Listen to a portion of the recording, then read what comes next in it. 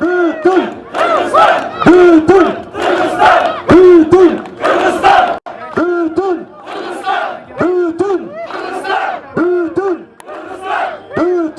Bütün Bütün Bütün Bütün Azamatsızlar. Ana sakallar verin çakıllarınızlar.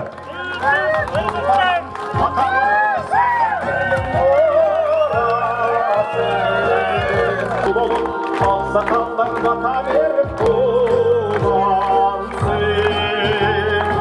Ardaklanıp körümüzde tuğbalım. Sakallar baka verip kullansın. Hurmatlı ağalar, apalar, eceler, hoş geldinizler. Men özü negizile momda uraan, şаңдуу nerselerdi көп жакшыра бербейм. Могу жерде тизилип калганыңыздарды деле ушул жерден эле чыккым келди. Бирок мына көрсөткөн сый урматыңыздарга рахмат. Biz daim jönөкөй эле сүйлөшүп келгенбиз. Рахмат. Biz ушундай сүйлөшөбүз. Менимче бүгүн биринчи алгачкы кадамыбызды өрүк зарлуу Баткен жергесинен баштап атканыбыздын себептери көп. Мен ушундай максат койдум эле. Эгерде каттоодон өтүп калган болсо, биринчи жыйынды же алыста тишин кирин соруп жүргөн балдарыбыз, кыздарыбыз Россиядан баштайын деген үмүтүм бар эле. Мына ошолор себеп мына жерде турган энелер билет. Кайсы баласы ооруп аткан болсо, ошол баласы көзүнө жакшы көрүнөт. Биздин сыртта жүргөн жигиттерибиз, кыздарыбыз бүгүн ошолор бираз көңүлдөрү сууп турган мезгили. Оорукчан болуп турган мезгилдери. Мен ошолордон баштайын дегенмин. Бирок азыр түзүлгөн кырдаалга жараша ал жака учактар учпайт. Учкан болсо Кудай берди деп кайра келтирбей коюшу да мүмкүн. Аны билесиздер өзүңүздөр.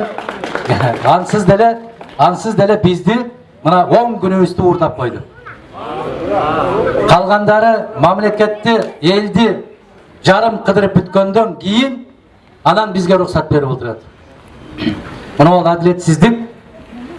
Мына ол кандайдыр бир арам ойлуулук.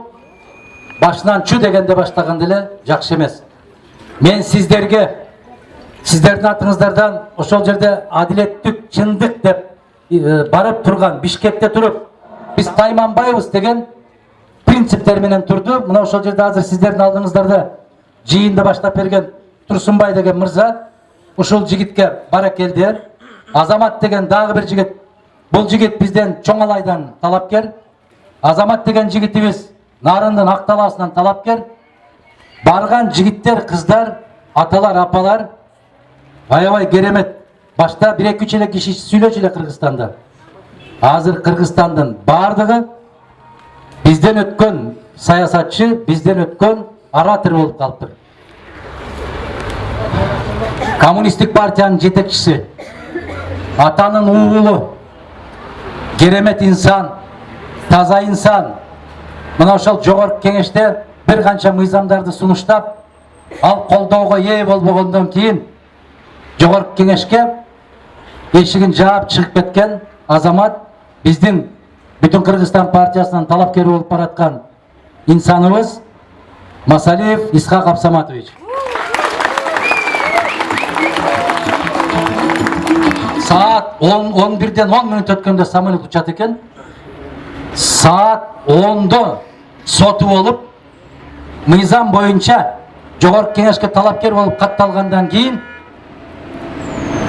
ал талапкерди бардык тарабынан мүмкүнчүлүк бериш керек.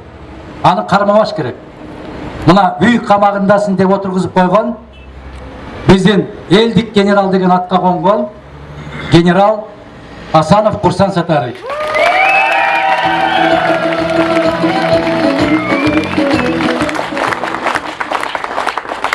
Бул кишини таанып атасыздарбы? Баткенден талапкер кылып коюп атабыз. Баткен Кадамжайдын жарымынан. Тааныйсыздарбы? Көп жылдар бою ушул сот тармагында, укук тармагында иштеп келген экен. Көптөгөн кишилер менен тааныш болсоңуздар керек. Биздин агабыз Жолдошбек Токсобаев. Бир кадам жыйып коюңуз. Бир кадам чыгып коюңуз. Aksakaldaştırıp söz bereli. Birinci sözde İshak Absamatович Masaliyev'e bereli. Rahmat.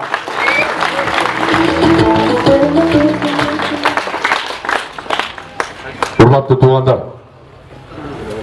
25 yıl burada dekabr soğuk gününde uşul жерде sizlerдің аталарыңар, апаларыңар, ағаларыңар кыштын күнү кешинде топтолуп, Абсамат Масалиевич президенттикке талапкер болгондо капкараңгы болуп эл топтолуп күткөн эле. Айрым адамдар катышкан.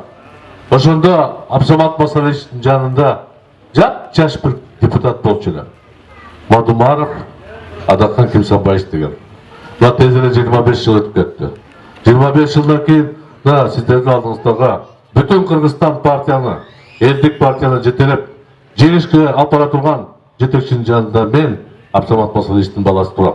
Бирок эки жолку жоопкерчиликти көрүп туруп, анын экинчисинде өзүм 4,5 жыл иштеп, мен түшүндүм, биз ката кетирдик, кандай болбойт экен. Партия деп сиздерге концерт берип, чай берип, той берип, коркутуп, үркүтүп, мактап, тактап. Ким гана депутат болуп калбайт экен. Бүгүн ушул жерде тургандарды ким депутат деп айтсам, эч кимге билбейсиңер. Мен 4,5 жыл иштеп туруп, 120 ичинен көп болсо 40-50 тааныйм. Сүйлөгөндөрдү тааныйм. Калганы сүйлөгөн да жок. Бирок керек болгон учурда, бирөөгө керек болгондо кнопканы лаппай деп басып берет. Жаман иштерди жапканга кнопканы басып беришет. Ошол нерсени бизге чоң жоготуу болот. Ошондуктан биздин балдарыбыз тапкан байлыктарын инвестиция катары келген ишке аша албайт. Эгерде бүтүн Кыргызстан партиясы жеңип көбүрөөк дош алса, конституциялык реформага алып барганга аракет жасайт. Биринчи, парламентте 60 депутатты эл түзмө-түз шайлаш керектен тап. Бир мандаттуу округтан элден. Андан тышкары ар бир айылдык округтан, райондон курултай сыяктуу бирден делегат болуш керек деген. Ал жылда бир жолу чогулуп, маслихат кылып туруп, анан чамча маселе бекитет. Демек биз бийликти кайра элге берген аракет деп эсептейм. Урматтуу туугандар, мен ишенемин. Мына башында силер кол чаба баштадыңар. Ушул кол чабуу 100 эсе көбөйүп туруп, 5-октябрда тойлойлу. Жеңишке чыгалы чогуу.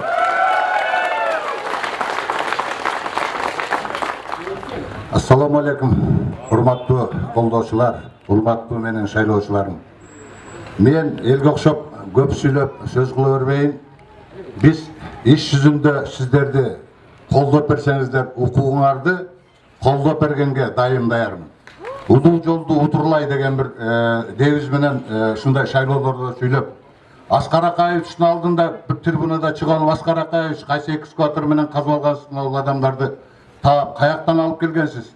Машина заводун саттык, фрунзе заводун саттык, бардыгын сатып бердик, эмне калды деген жигит. Мына бүгүн сиздердин алдыңыздарда бүтүн Кыргызстан партиясынын лидери, бир эле бүтүн Кыргызстан партиясынын лидери эмес, ал киши элдик партиянын лидери болуп кетип атат. Бүтүн Кыргызстан алга. Биз сиздер мененбиз. Рахмат. Ассаламу алейкум, урматтуу туугандар. Кээ бир партиялар келип, бүгүн бийликтин апайса болмуш болгон партиялар келип, завод, фабрика, моундай кылабыз, жолду кылабыз дейт. Мен айтып коеюн. Бул бүтүн партиянын үнү, бүтүн Кыргызстан партиянын. И менин үнүм. Биз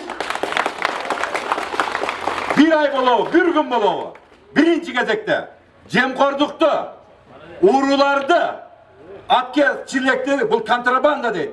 Анан көмүскө экономиканы жок кылып туруп, бир дагы комшу мамлекеттерден, мен деген мамлекеттерден бир тыйын албай туруп, мамлекетибизди гүлдөп өскөн, ар бир областта, райондордо спорт сарайы курулган, завод, фабрикалар, көчөлөрдө асфальт болгон, жарык болгон, границасы чечилген, бардык немени түзүп беребиз. Биз азыркы учурда 5,5 миллиард болду. Бул эмне? Бүгүнкү күнү бүтүн Кыргызстан партиясынын тагдыры эмес, жалпы элибиздин тагдыры чечилип жатат.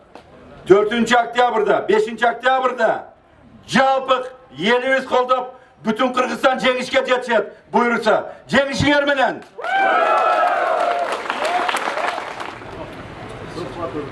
Мына ушул кайсы партиялар кандай жол менен баратканын кантип билесиз деп суроо берди мага Бишкектен.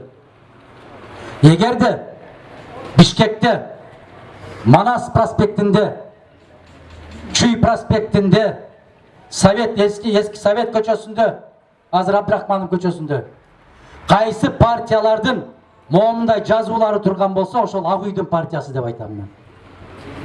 Неге? Себеби андан башкаларга бербейт булар. Биринчиден, экинчиден башкалардын ошондой очойгон акча алып илгенге каражаты да жок. Мына Чубак ажы эмне үчүн аалымдар кеңешинен чыгып кетти? Себеп адилеттүүлүк ал жерден да кетип баштагандыктан. Мына жигиттер тартып аткан жигиттер, видеону тартып аткан жигиттер. Эсиңиздерде болсо билесиздерби? 95-жылы Абсамат Масалич менен турганда да ушинтип шыкшый тартып отурушкан. Бизди тарткандан көрө чек араны тартып турса, мамлекет мынчалык чөгөлөбөйт эле. Жок, булардын душманы биз. Себеп чындык издеп жүрөбүз биз. Акыйкаттыкты издеп жүрөбүз биз. Барып чек араны карабайсың ушундай кылып. Чек арадан качат, койрукту түйүп алышып. Эл кармайт дейт, эл тосот дейт. КТРден 1 мүнөт сүйлөп койсоң 37 миң төлөйт экенсиң. Айланайын. Баякы атасынын жакшы көргөн 4 баласы бар. 4 партия биринен алмашып бири 24 саат тынбай атат. Кайдан кетип атат бул акча? 1 мүнөт 37 миң. Анан эртең бир сүгүнү менден сурабаңыздар. Бүтүн Кыргызстан жок го ал жакта деп. Жок, андай бизде андай болбойт. Биз түз кайрылабыз. Биз мактатпайбыз. Биз өзүбүз жазабыз, өзүбүз сүйлөйбүз, өз эркибиз өзүбүздүн колубузда. Биз тапканың эгиз болсун. Телегейиң тегиз болсун. Тагдырыңа күйсөң эгер, тандаганың 8 болсун деп жаздым мен. Мына биздики 8-номер. Бүтүн Кыргызстандын сасабындагы мүчөлөр, ак адамдар, жакшы адамдар, ушуларды колдойлу. Силер де аман болгула, депутат боло турган жигиттер де аман болсун. Алла Таала деп туруп, шайлоодо ушуларды колдойлу. Кыргызстандын тагысы сенин колуңда. Рахмат эже, рахмат, Алла разы болсун эже.